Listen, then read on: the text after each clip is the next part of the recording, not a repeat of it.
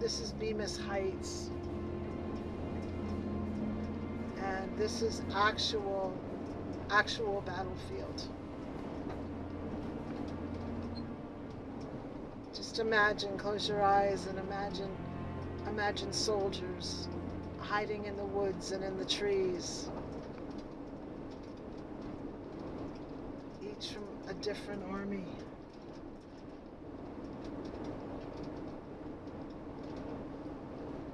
Young men, old men.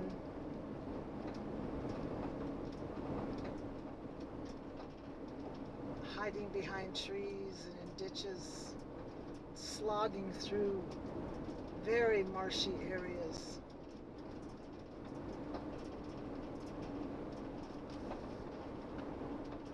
It's really quite beautiful in here.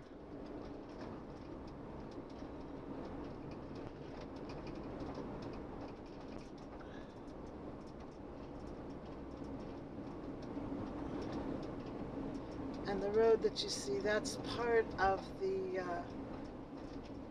road tour that you can take, and we will do that.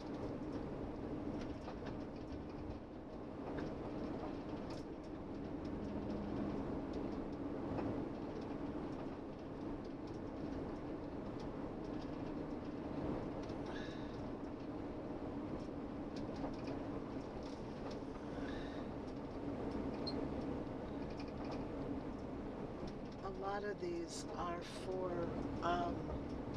just for the national park staff, I believe it's national park, yeah, national park staff that work here.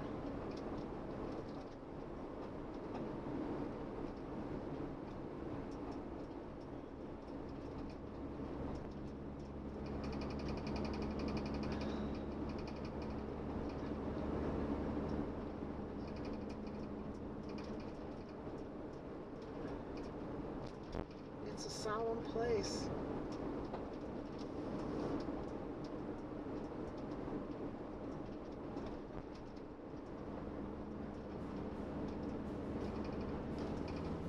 Soldiers used to march through here on foot and on horseback.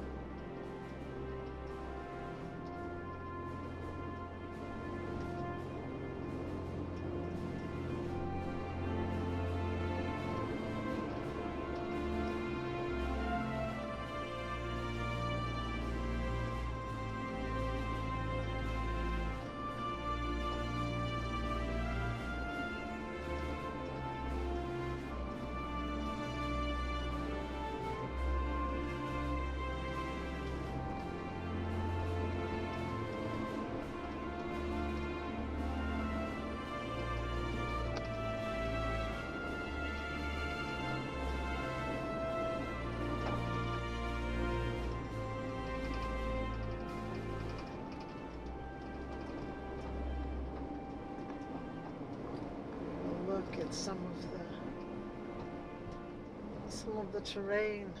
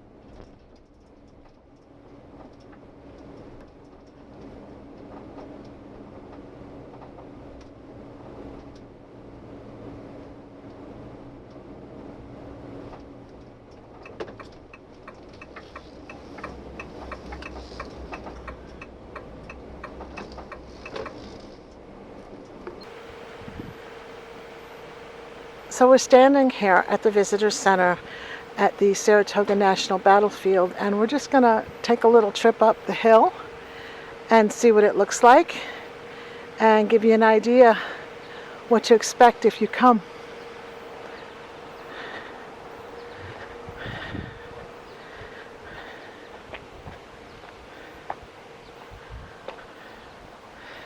And there are signs, caution, slippery when wet.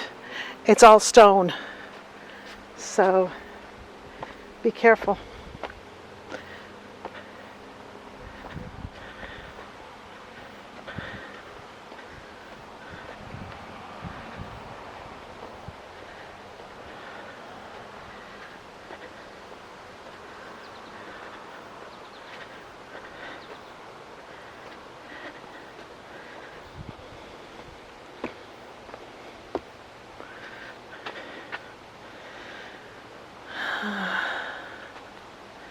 Take a look back at the parking lot.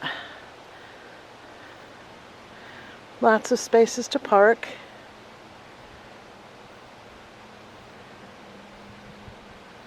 Beautiful. You get shade, you get sun if you need solar like me.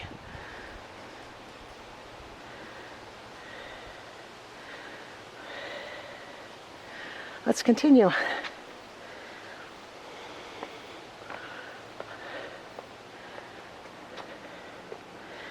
There is a museum in here too. There are some exhibits, and we will see what we can find.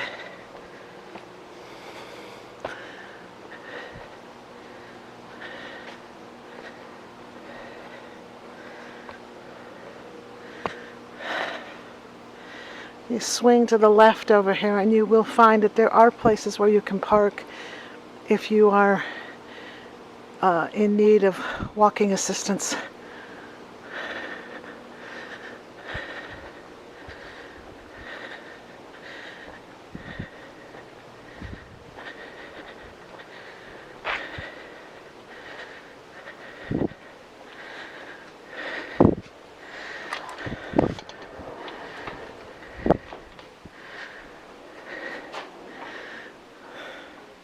Some things that are happening.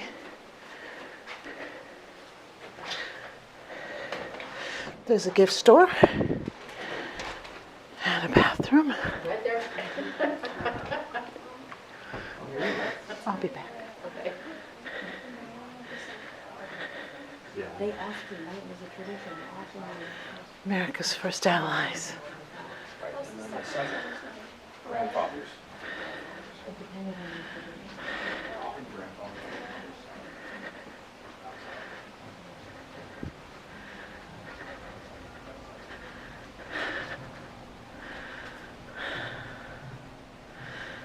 View of the left bank of the Hudson River.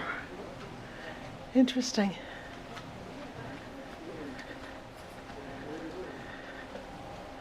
I have been here before, and there are some really, really neat exhibits. Some wonderful dioramas.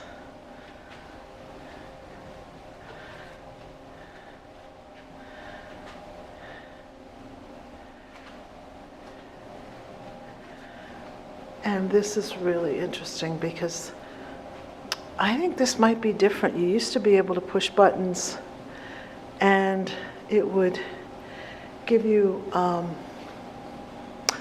you could figure out what was going on when. I don't know if you can still do that or not.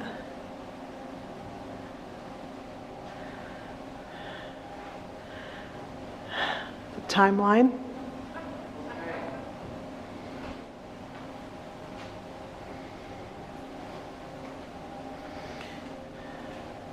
$1775. There are some sites I want to see that are pertinent with Cousin Benedict.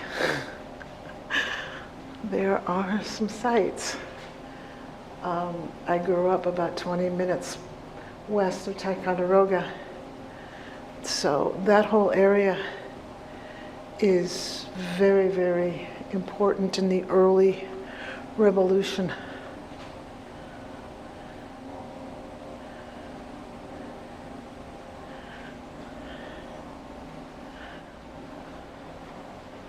Interesting, very interesting.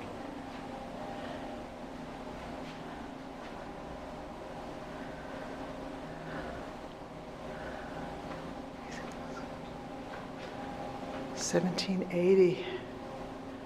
Wow, 1781, 1782.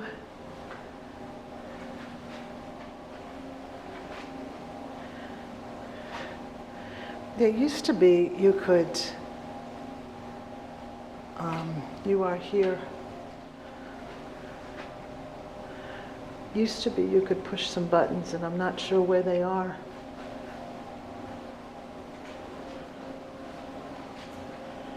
It's changed since the last time I was in here. That might be the button. Interesting. Very interesting. Two invasion forces from Canada in the summer of 1777. Both forces intended to combine their strengths and capture Albany. In June, Lieutenant General John Burgoyne's army easily captured Forts Ticonderoga and Independence, forcing the Army of the United States to retreat. Burgoyne won the battles of Farmington, Fort Anne, captured Fort York, and This is the Slingerland room.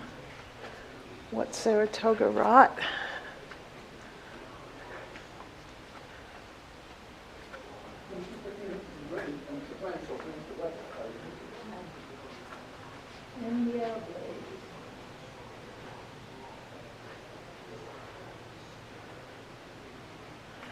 Interesting. Very interesting. This has changed too since the last time I was here.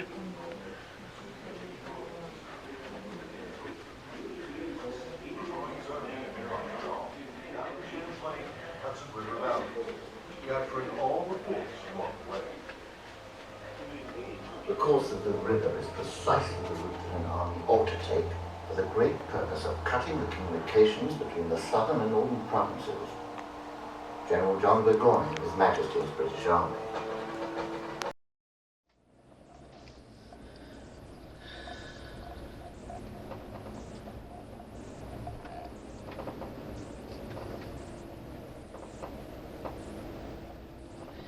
So we're about to take the tour of the Saratoga battlefield.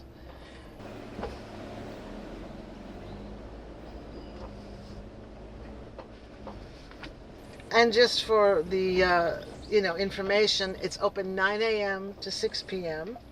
It is free, and you are allowed to have dogs, but they must be leashed. And it's a 9-mile trek. You can sometimes see bicyclists. A lot of bicyclists will use this, so you have to be careful. But this is the road tour.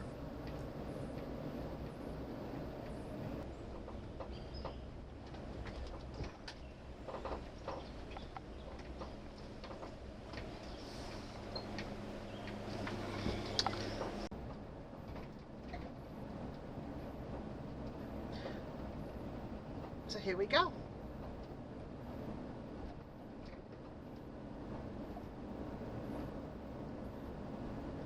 It's a beautiful morning. And like I said, this is a redo. I did this yesterday, but unfortunately I had a card failure on my SD card. So enjoy.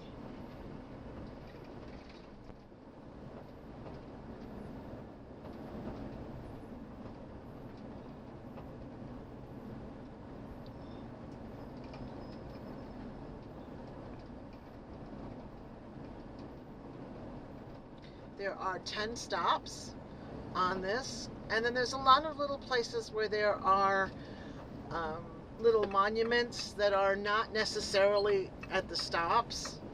So you can stop and read what the monuments say. We're going to pull in at the first stop here. This is War is Coming. And we're going to pull in and check this out.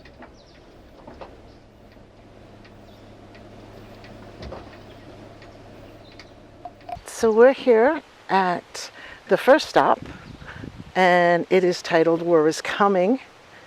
And this is your first look at the battlefield if you haven't gone to the visitor center yet.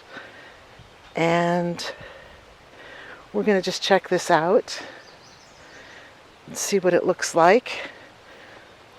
It's still pretty early in the morning, so thank goodness. And the sign, discover a turning point of America's Revolutionary War. Along this battlefield tour road are 10 stops where you can learn about the actions and the people that changed world history here in 1777. And it will tell you the different stops. And we are, like I said, we are at number 1, War is Coming. And let's go down here. I am not going to stop at every stop. I have a few that in mind that I want to do because of personal history. I have been to this battlefield several times. And so there are a few that I just really want to concentrate. I would suggest you come here if you are into history, if you're into American history. I would definitely say come here and experience this yourself. It is really breathtaking. It's beautiful. And it's part of the American heritage. This is part of what our founders were striving for when they decided that they had had enough of rule. And we have plaques all along the way. And a lot of the plaques are new from the last time I was here. I was here, I believe it was 2016 or 2017. And so they have done a lot of work to get ready for the 250th anniversary. And a lot of the plaques are very well done.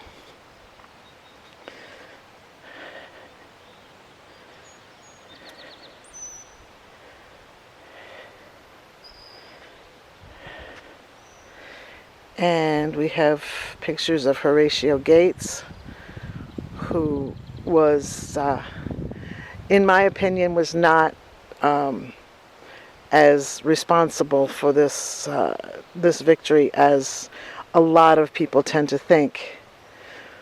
Mission: crush American independence. Lieutenant General John Burgoyne started his invasion on June 1777. His 9,000 troops moved south from Canada. America soon abandoned Fort Ticonderoga and Mount Independence. The British kept chasing the Americans south. In August, Major General Philip Schuyler had withdrawn American troops almost to Albany, and an alarmed Congress appointed Major General Horatio Gates to replace Schuyler. The British plan suddenly started to unravel, their troops attacking Fort Schuyler, Stanwix, again failed and fled back to Canada. Next, a raiding party suffered a stunning defeat near Bennington, Vermont. Still, by the middle of September, Burgoyne was ready to strike through this valley to take Albany. Gates had moved his reinforced Northern Army up to nearby Bemis Heights. Both sides prepared for a great battle.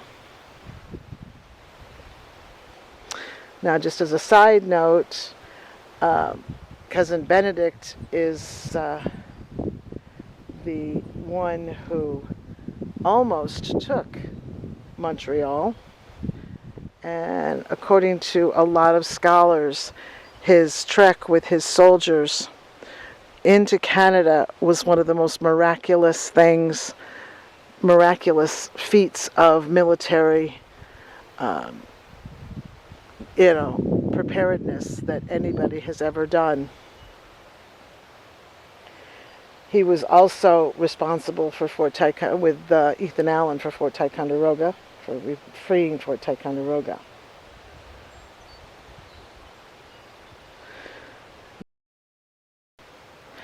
A side note, Cousin Benedict is the one, and his troops are the ones who helped break the siege at Fort Schuyler. And another side note, I have two ancestors who fought at Bennington. One is buried on the battlefield there.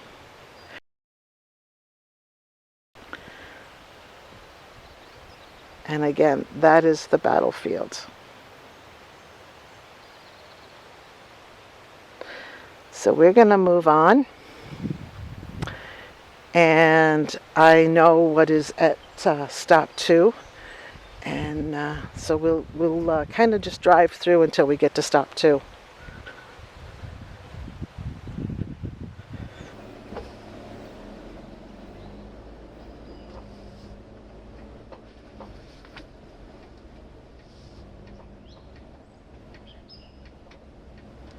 And we're on our way to stop 2.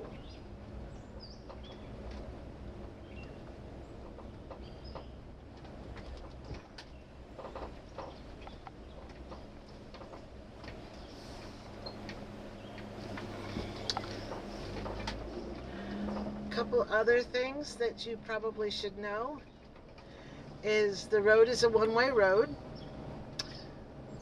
You have to follow it to the end.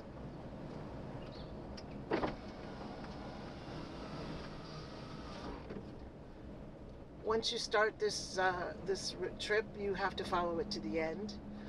And the other thing that I forgot to mention is that horses are allowed in here. They are restricted in certain places, but they are allowed, so you may come across a horse. You also should watch out for wildlife.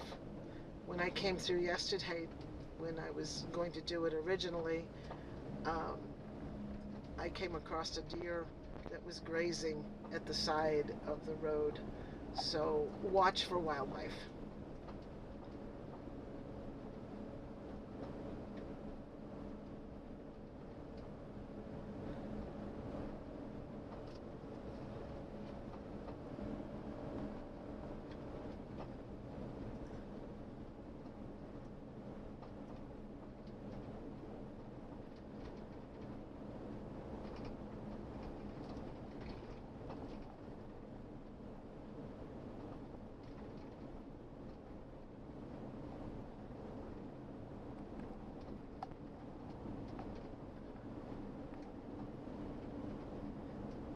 There are trails, there are hiking trails throughout, and they're quite extensive, some of them, so, you should be prepared.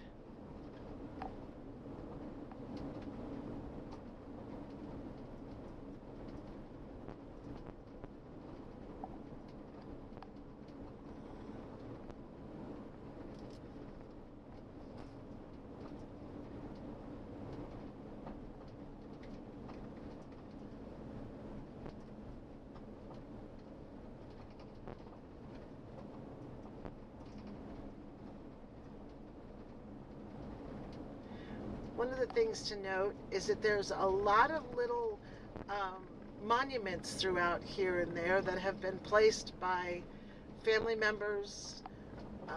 I believe this monument on the right is to Colonel Morgan, was placed here by his great-granddaughter. There's interspersed throughout the grounds, marking different things that happened there. And if you're really, really into history and you really want to take the time, by all means, check them out. They're kind of fun.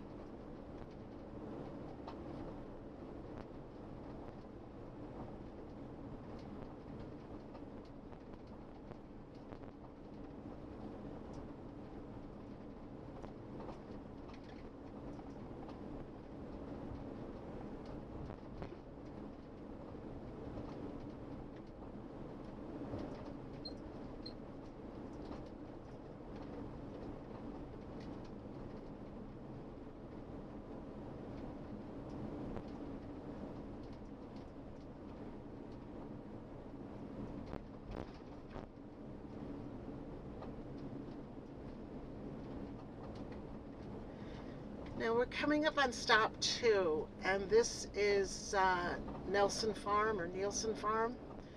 And one of the important things about this, one of the reasons I want to stop here, is because this was Benedict Arnold's headquarters. Now, yesterday when I came through, the building was open, so you could kind of peek in. I am hoping that it is open today. It's just a really interesting look. And so we're going to stop here because this is one of the stops that I really wanted to make. And on the right, they are doing some renovations.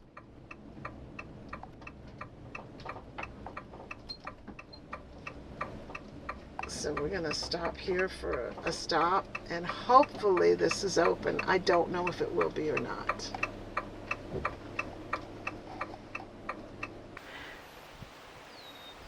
So this is your first look at the Nielsen Farm, and we're going to take a little walk. There's a little walkway, and we're going to check out the plaques up here and the beautiful view that you can see when you get to the top.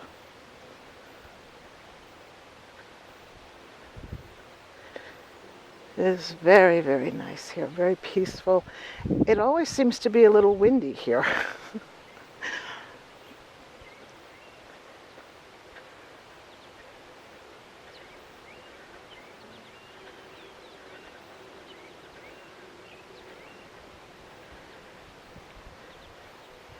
We're going to stop and turn around and give you a look at that side of the battlefield.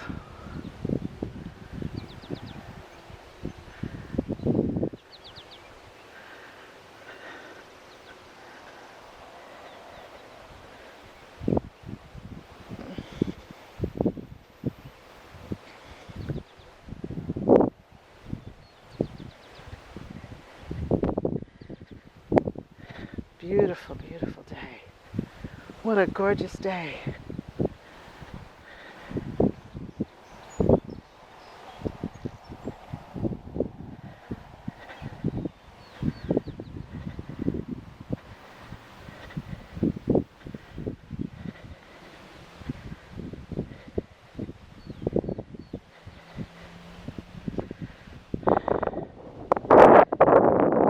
And a look at some of the plaques up here, and the rendering on the right is a painting of Daniel Morgan,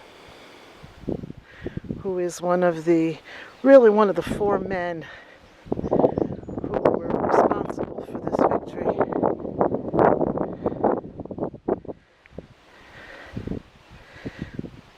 And it was many different nations had participants in this battle, and among them were the indigenous people, Native Americans.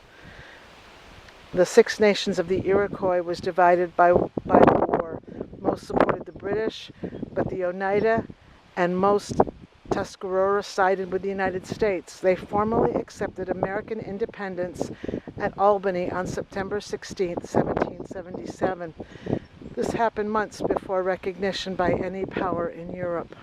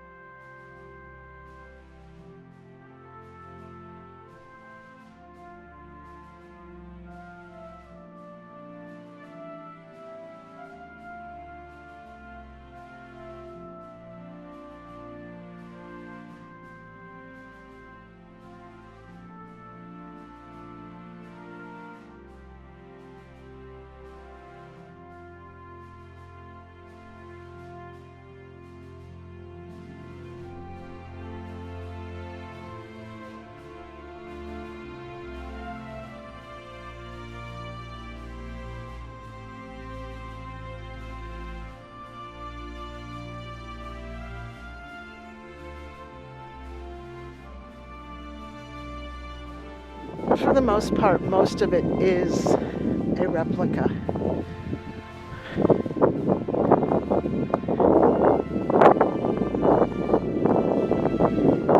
And again, another look as people are starting to come.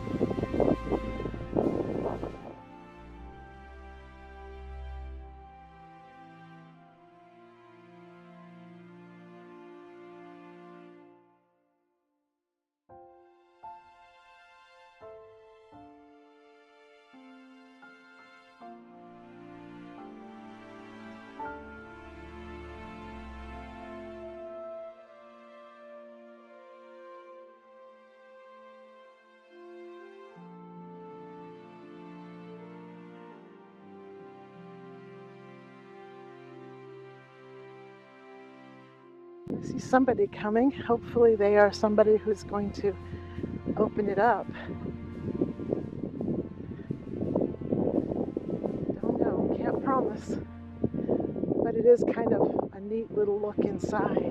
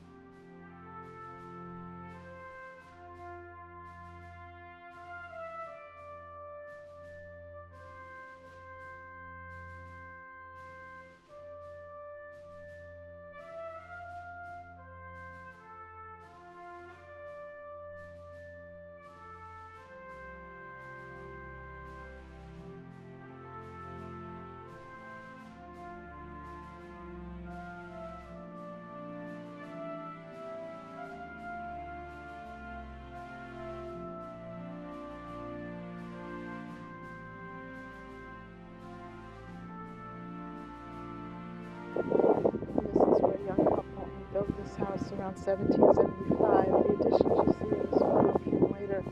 Once removed, the Nielsen house regained its original form. It is a witness to what happened here in 1777. Arnold and the American armies left here despite the repeated ill treatment I have met with and continue to daily receive from General Gates and his staff. Arnold made up his mind to stay here at this critical juncture when my country needs every support. And a good shot of Peasant Benedict.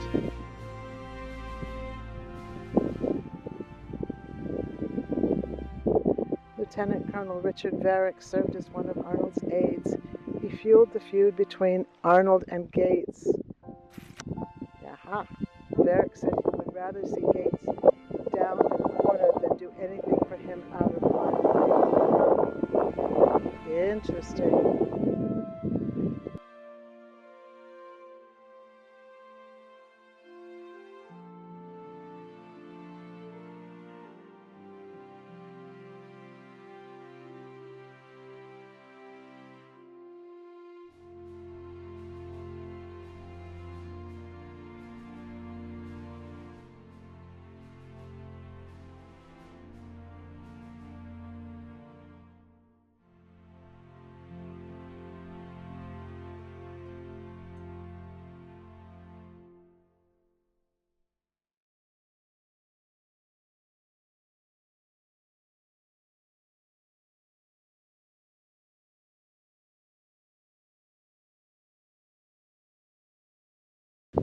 Who fought for the United States here?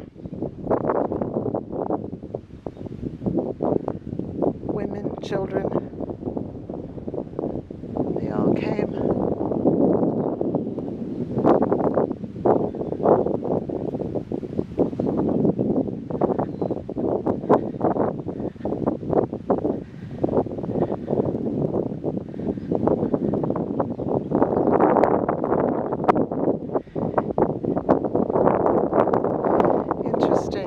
This was the hospital, or one of the hospitals, and after Benedict Arnold was shot and taken off the field. The doctors wanted to amputate his leg that was so badly damaged, but he refused to allow them to do it. And he did suffer for the rest of his life from that damage.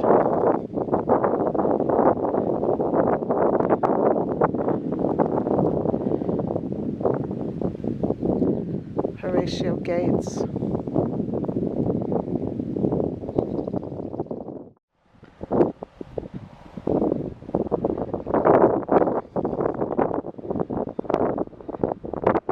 Can we peek inside?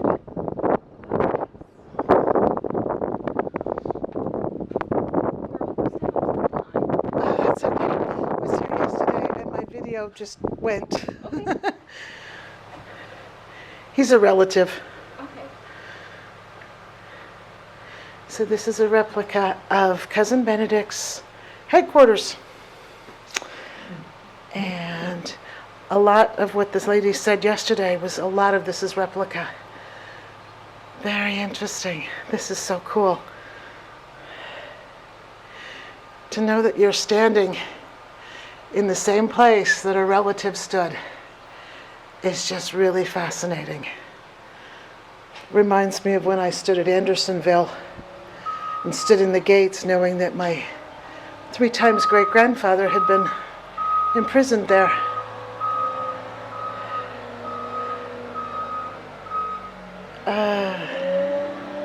Isn't this cool?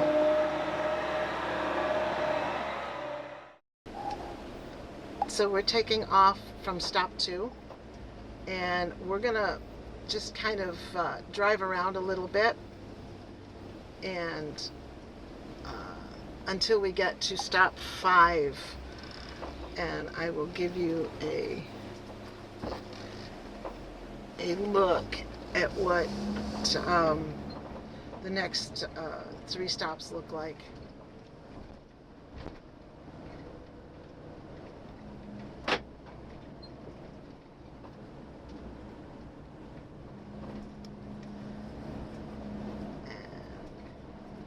So this is a continuation of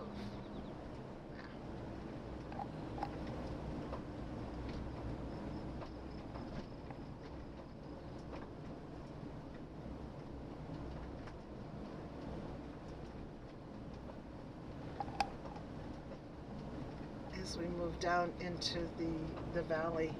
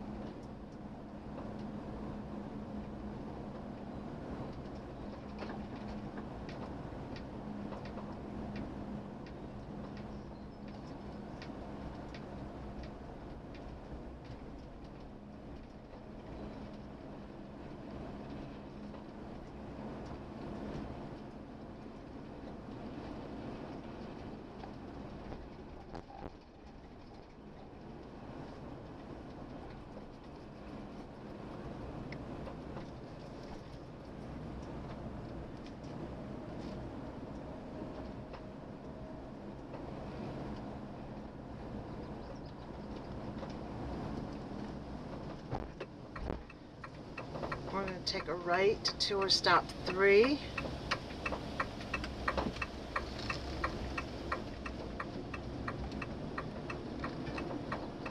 You don't have to take this turn.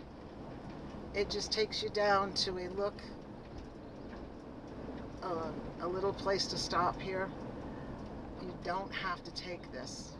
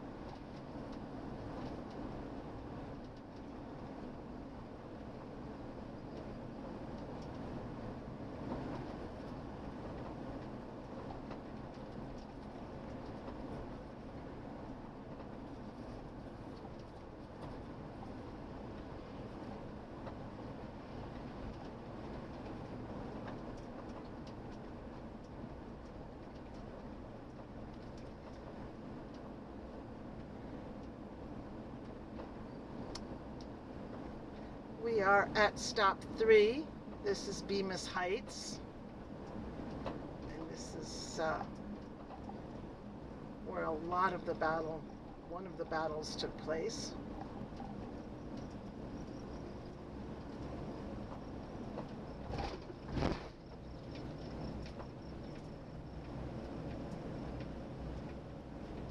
And this is the Hudson Valley. I don't know if you can get a good shot of the river here or not. Again, there's lots of little plaques out there. Lots of information if you're looking to do some research.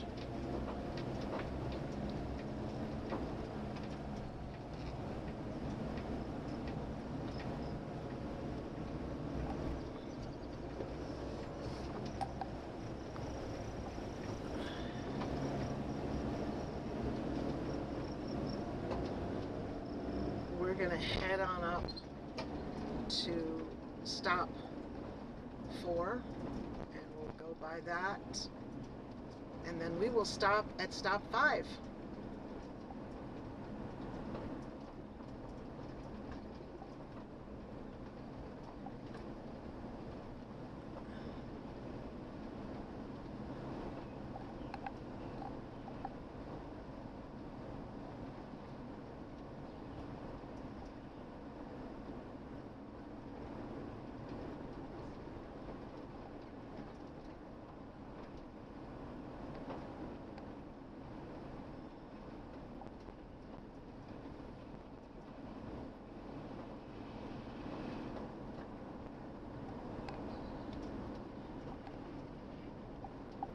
At the top of the hill, you can see the roof line of the Nielsen house.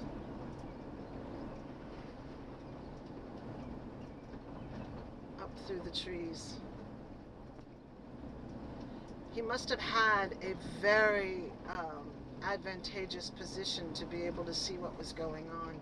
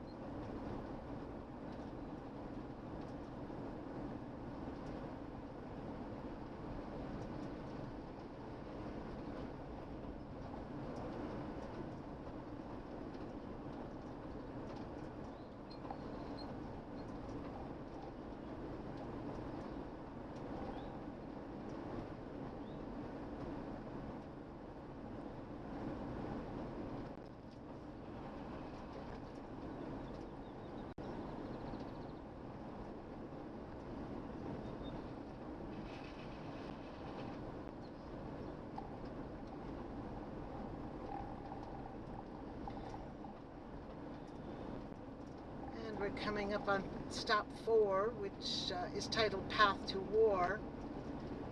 And again, I'm going to leave some of this because some of this stuff you need to come and see for yourself, like I said.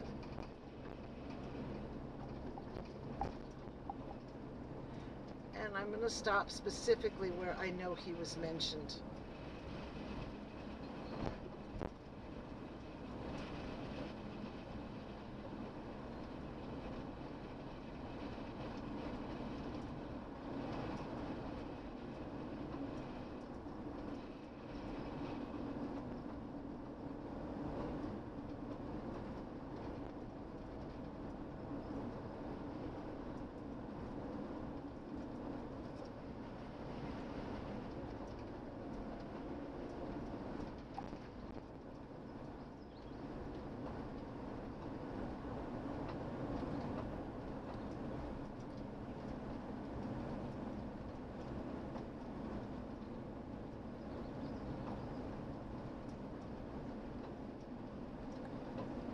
again, on the right, there's another monument. And again, you'll see these monuments throughout the battlegrounds,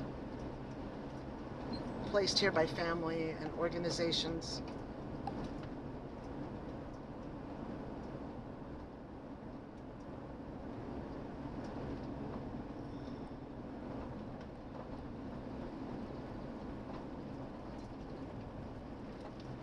The tide turns. Stop 5. I think we're going to stop here and check this one out.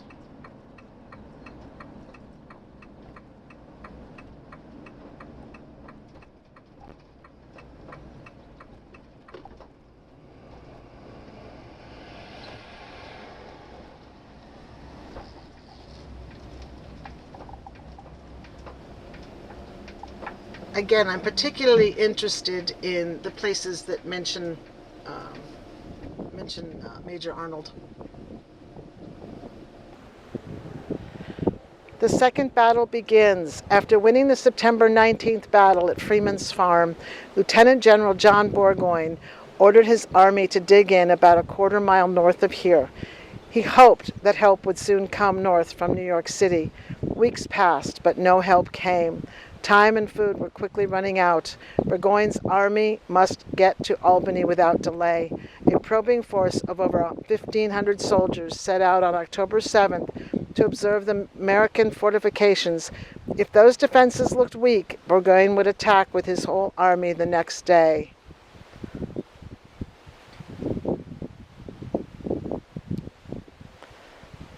And we're going to go up here.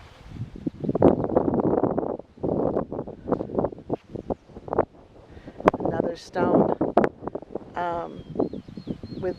for a monument erected in 1917. A lot of these monuments were erected a long time after the war.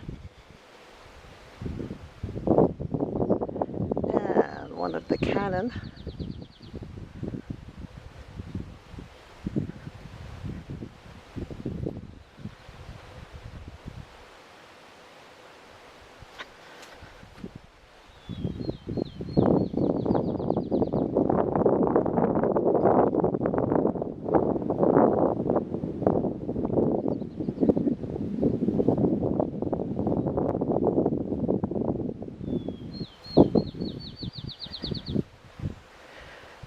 Find the Americans' weakness.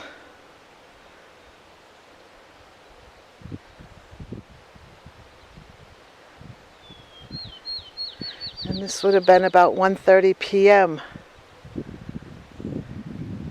according to the timeline.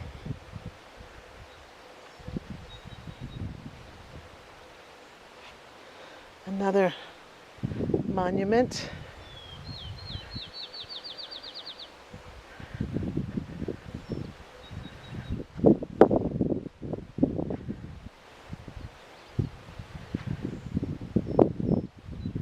And this is another board.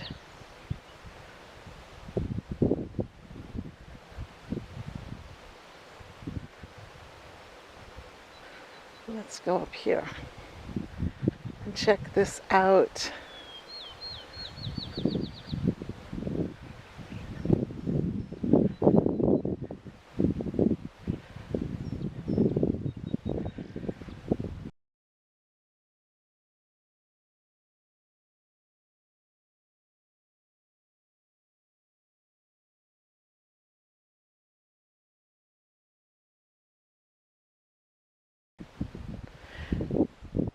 Let me have men and we shall have some fun. Seeing General Burgoyne's troops in the wheat fields here, Morgan's Corps and the New Hampshire Continentals attacked. General Arnold then went out to view the enemy. He proposed to General Gates, "It is late in the day, but let me have men and we shall have some fun with them before sunset." Gates agreed and Arnold made battle preparations. Burgoyne's troops were spread across 2 wheat fields separated by woods.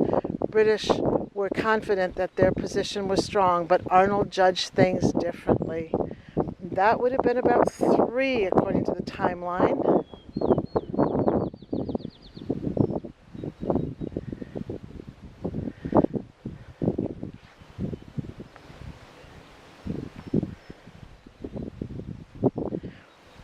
action became very hot. Once General Arnold's massive reinforcement arrived, the fire of the musketry became violent and incessant. American attackers focused on the two British flanks. The left flank collapsed. America seized two 6-pounder cannon before a single shot had been fired from them. The British 24th Regiment of Foot and Artillery from the right moved to help their wavering left flank. Then the weakened British right flank crumpled.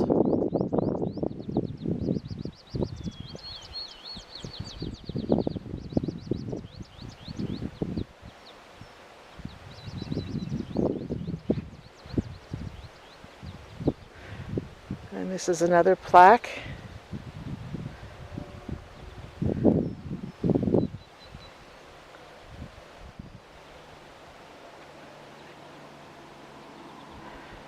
And another plaque.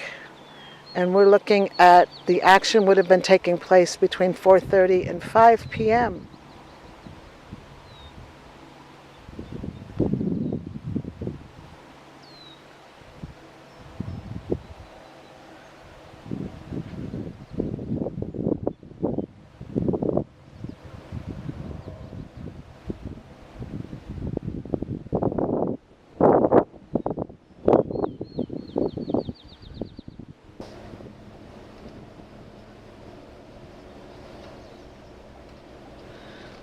Okay, we are heading out to stop 6.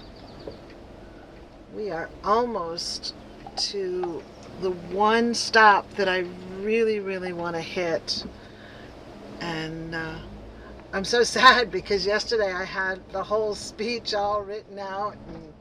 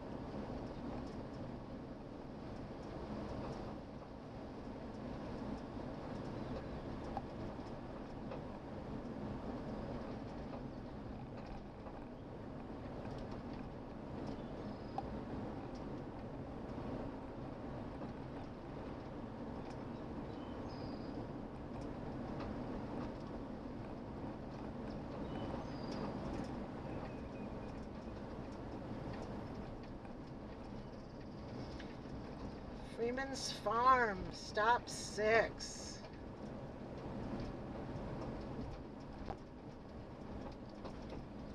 We are gonna stop here.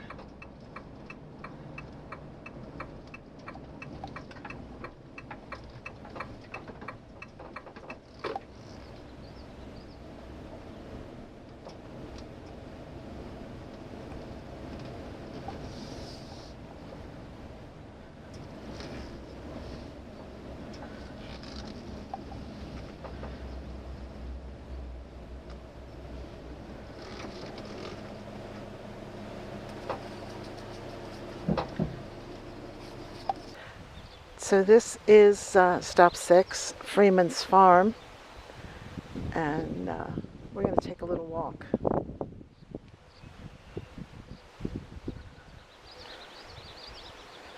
We're going to walk along here.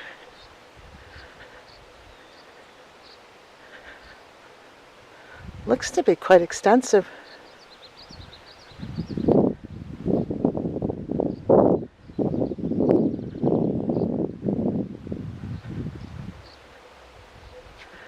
If you're looking over that way,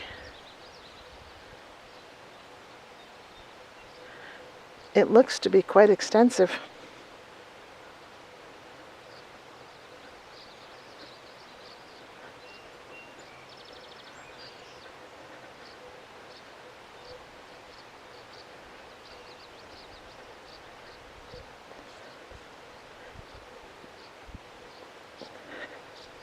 We'll check this out. Don't think I'm going to go the whole way.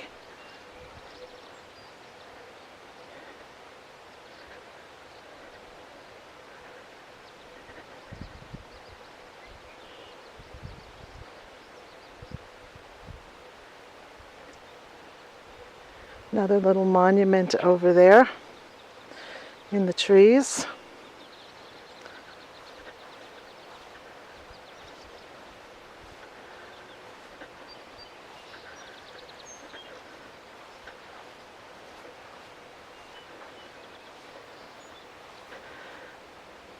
More cannon.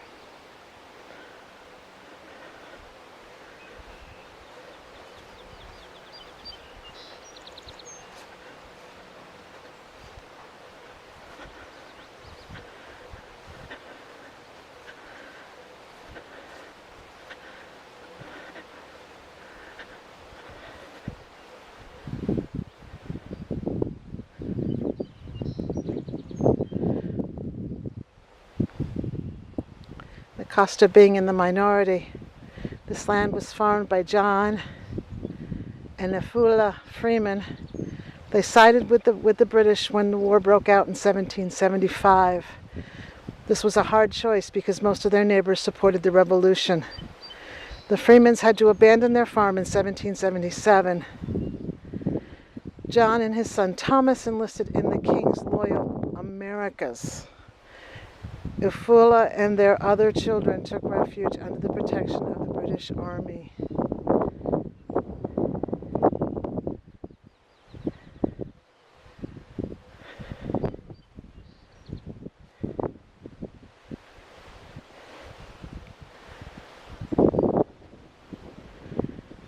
My men are scattered God knows where. General Arnold ordered Colonel Morgan's riflemen and light infantry to harass the British when marching toward this farm. When the riflemen arrived here, they drove the British back at first. Then Brigadier General Simon Fraser's reinforcement, coming in from the west, outflanked the Americans. Morgan's riflemen retreated in disorder. The British held the field, but this battle was only just beginning.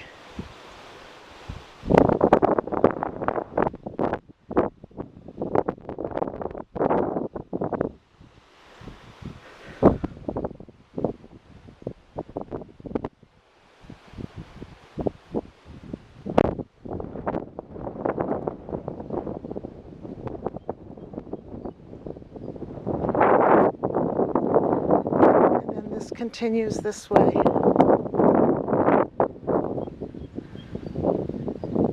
I don't think we're going to walk the whole way.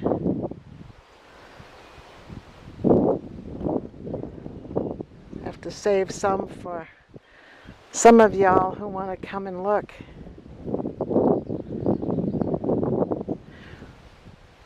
Wouldn't be sporting of me to do it all for you.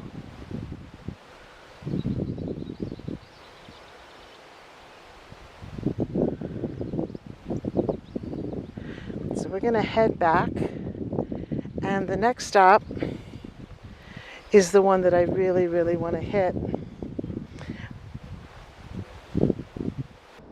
So we are leaving stop 6 and we are heading to stop 7. And this is the stop that I'm really interested in showing you and has a lot of interest in my family.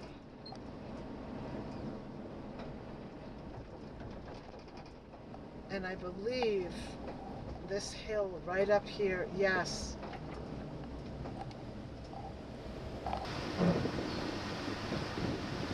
So that is a first look at the Boot Monument where Benedict fell and was wounded. And we're going to stop and I'm going to take you up and show you.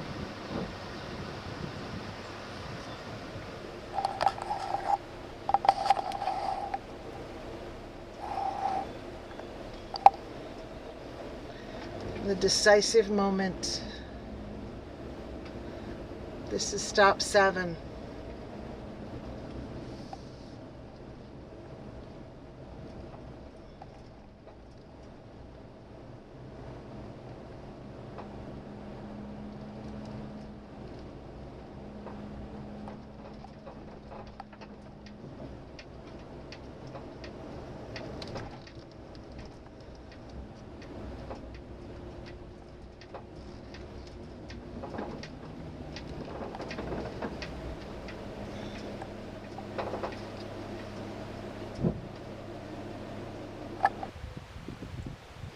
So we're here at stop 7 and the wind is blowing pretty good.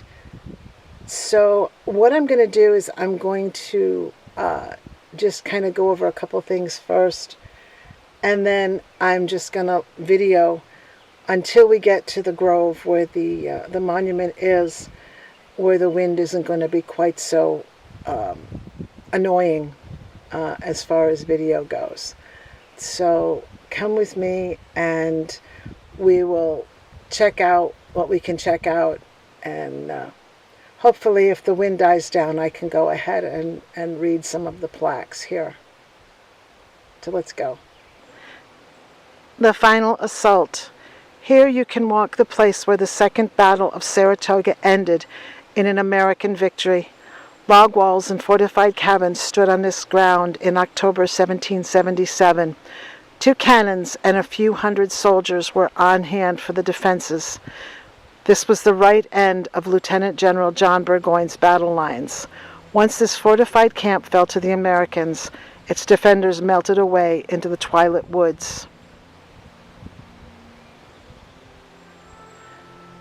And you can see if this is any representation of the way the woods were back then.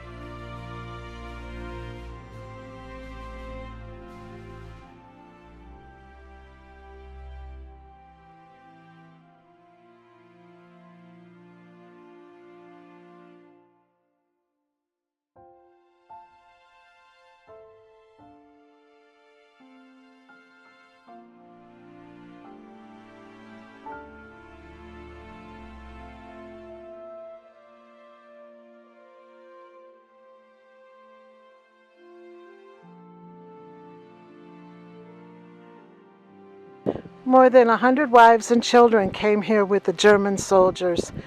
One officer wrote, "This is the highest test of affection in a woman to share with her husband the toils and hardships of the campaign." She traversed dreary regions, encountered hunger and weariness, and witnessed all the carnage of a long disputed field without sharing the glory.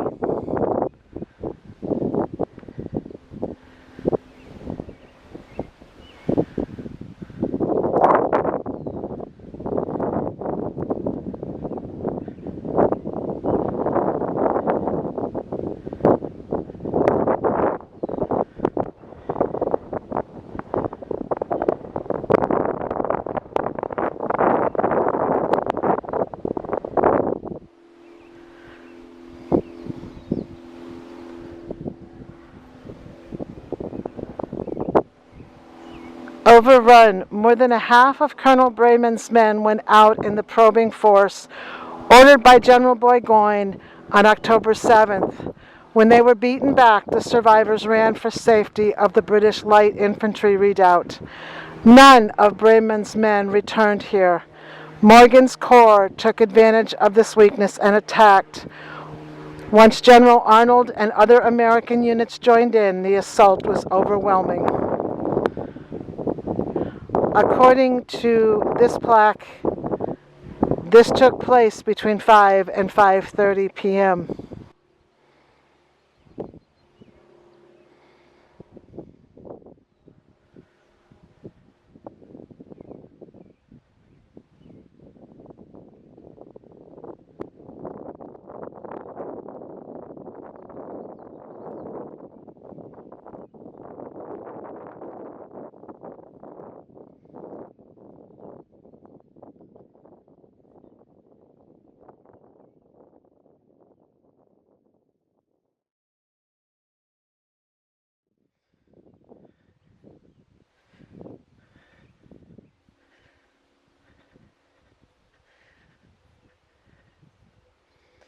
So now we're heading down toward the monument to Benedict Arnold, the one that doesn't mention his name.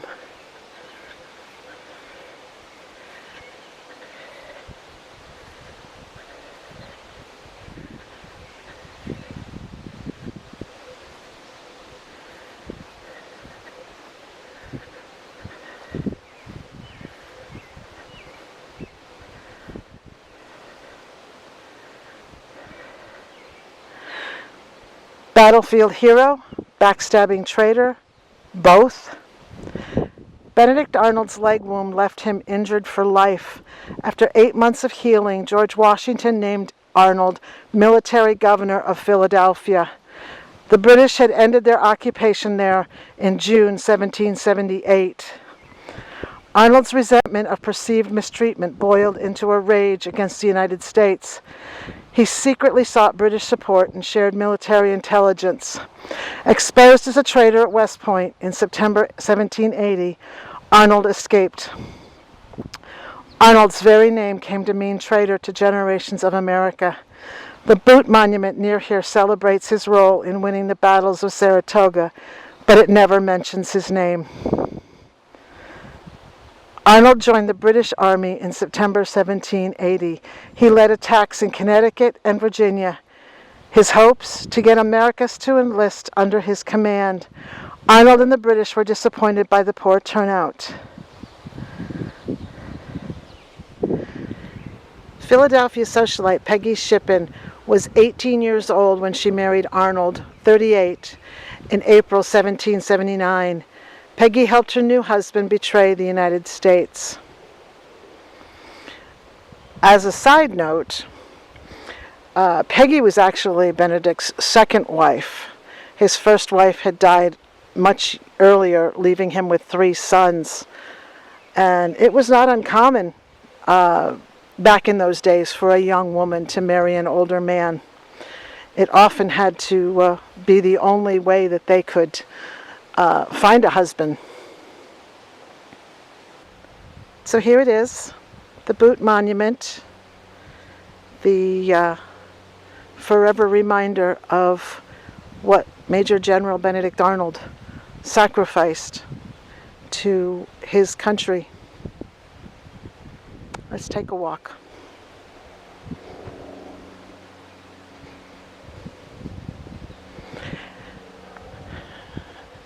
Now, some of you may be asking how come I keep referring to Major General Benedict Arnold as Cousin Benedict.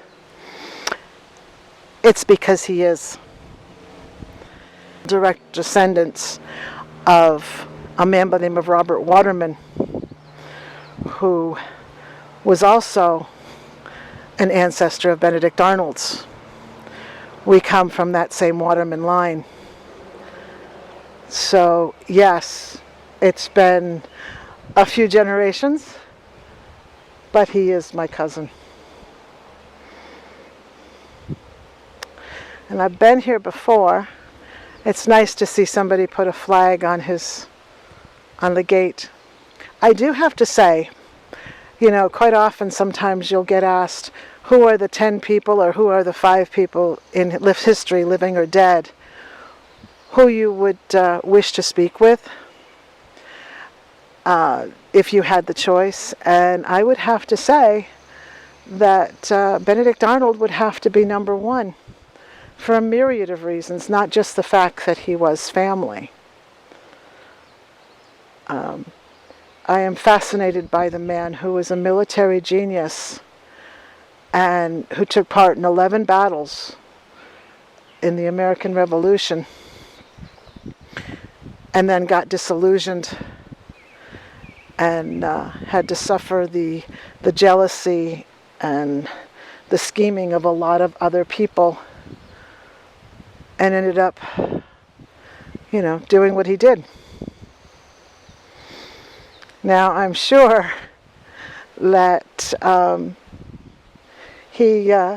sure he had a way of rubbing some people the wrong way, but it doesn't take back from the fact that he was a valiant man who was smarter than most of the generals, to be honest, and who did what he could until he couldn't face things anymore. There are a lot of books written about him,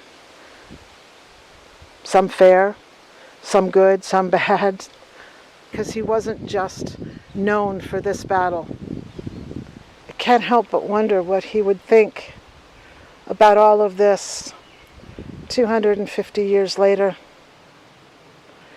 I can't help but wonder what he would think about the people that are supposedly running this country at this point,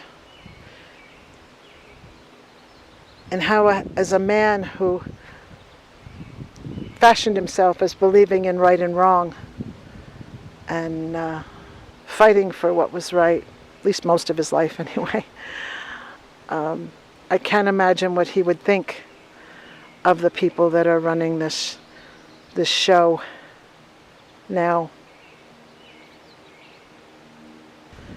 And if you pan around, it might be hard to see, but at the very, very top of that hill is the Visitors Center.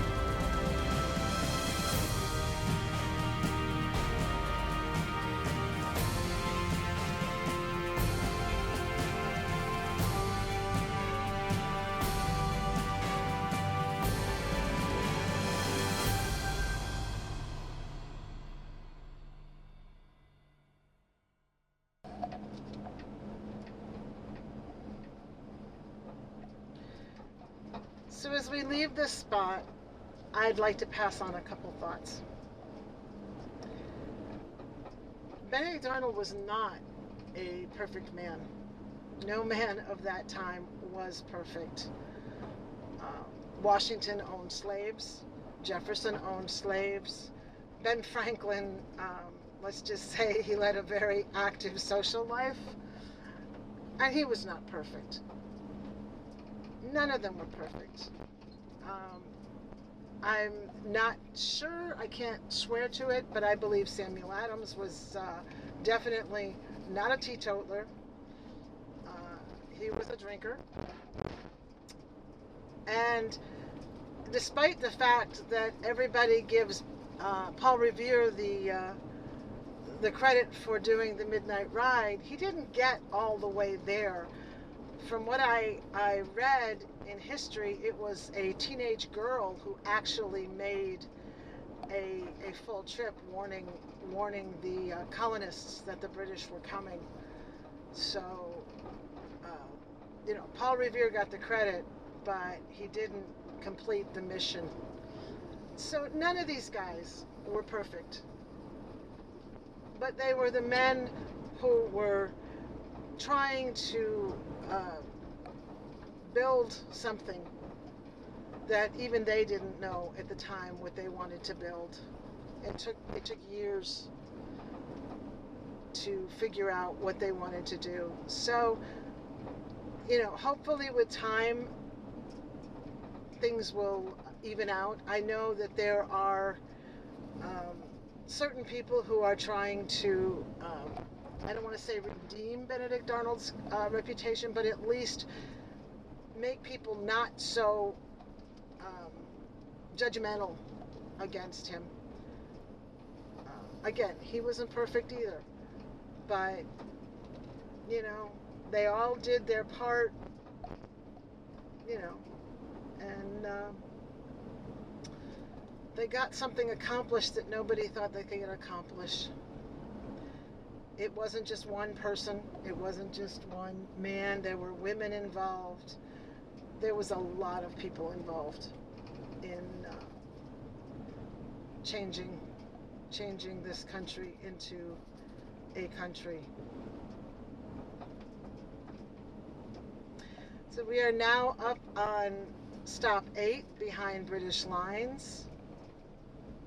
We aren't going to stop here, but I'm just going to pass through and let you know what we're passing through.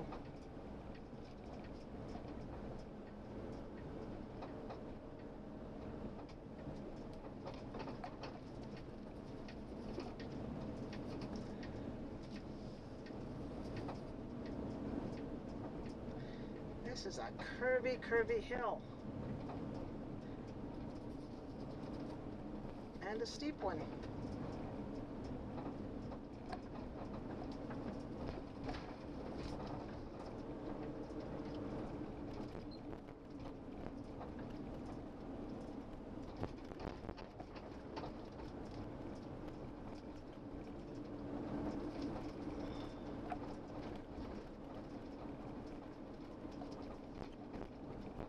And we're going to go over the bridge that we drove underneath.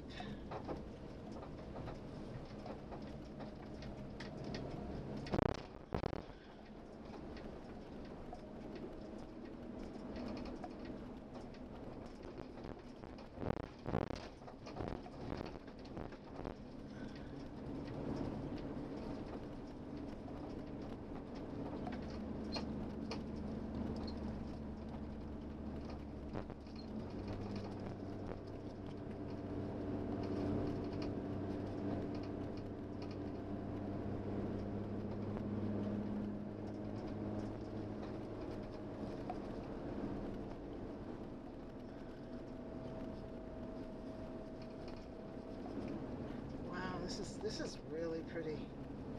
I don't imagine it's changed much. I imagine it's probably pretty much like it was, vegetation-wise.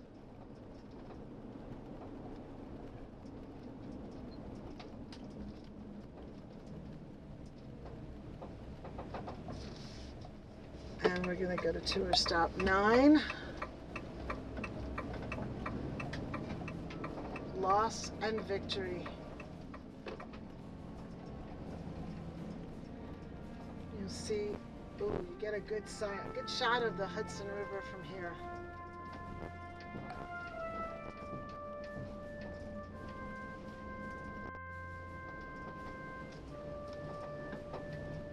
We'll stop a minute and just sit here and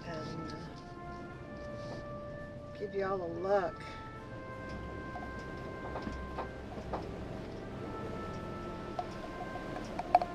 Very cool.